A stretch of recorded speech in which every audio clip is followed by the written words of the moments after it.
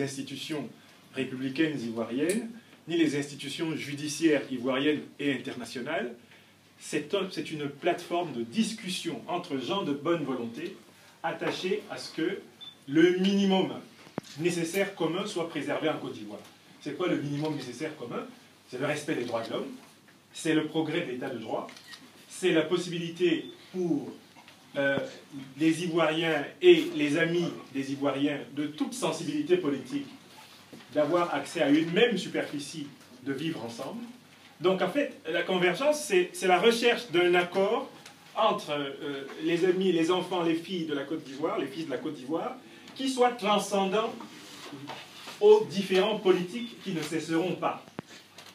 La politique vit du pluralisme. Convergence ne met pas fin au pluralisme.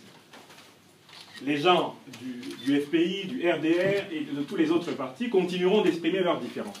La deuxième remarque que je voudrais faire, c'est que Convergence 2020 se lance à Paris dans un contexte absolument intéressant, c'est que notre frère Ali Touré a accepté de recevoir toutes les questions des journalistes sans tenir compte du fait que dans nos sociétés africaines, les journalistes sont bien souvent aussi des militants politiques.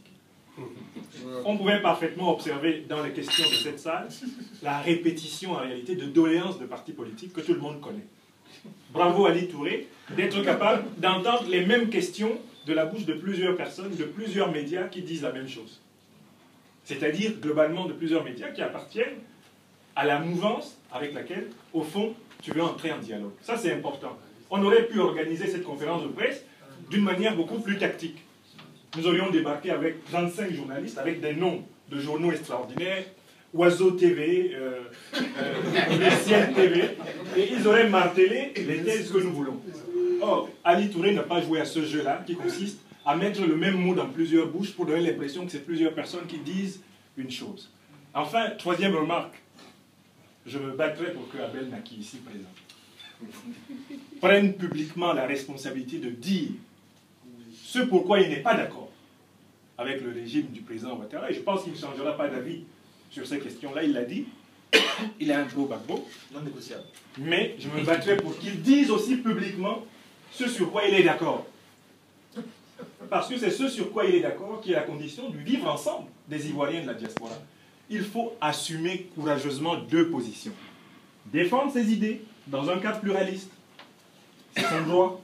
Mais également reconnaître ce qui dans les idées de l'autre est incontournablement vrai. Ce qui est vrai aujourd'hui, c'est que Convergence 2020 n'a aucun pouvoir sur la Cour pénale internationale, à laquelle la Côte d'Ivoire a adhéré en 1998, décembre 1998. La Côte d'Ivoire adhère en signant ce qu'on appelle le traité de Rome, en décembre 1998. Ce n'est ni le président Gbagbo, ni le président Ouattara qui est au pouvoir quand la Côte d'Ivoire adhère. En 2000, le président Gbagbo arrive au pouvoir, il ne retire pas la Côte d'Ivoire de la Cour pénale internationale. La ratification du traité de la Cour pénale internationale est faite en 2013.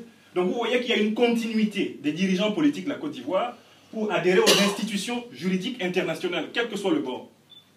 Il ne faut donc pas qu'ici soient générés des espoirs déplacés, illusoires.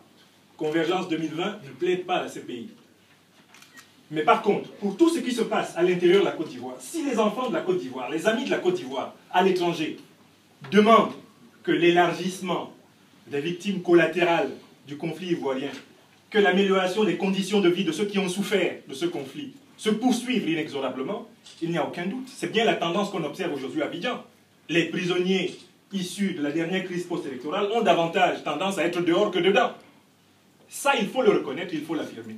Je dis qu'il ne pourrait pas y avoir une véritable convergence sans des vérités minimales qui font mal de part et d'autre, mais qui sont la condition du vivre ensemble. Et je vous remercie.